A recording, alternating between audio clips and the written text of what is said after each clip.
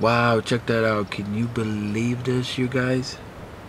It's snowing. It's snowing May 3rd, and it's snowing hard.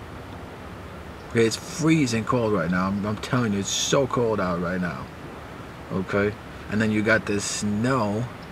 And then some people feel like, well, this is Minnesota. It always snows there. No, it doesn't. It's not supposed to snow in May. Okay, something's going on, and I know it's not global warming.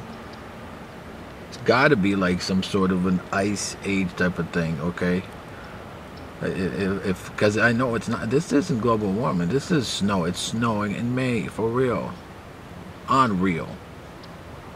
Okay? So something's going on. You guys, I will keep you updated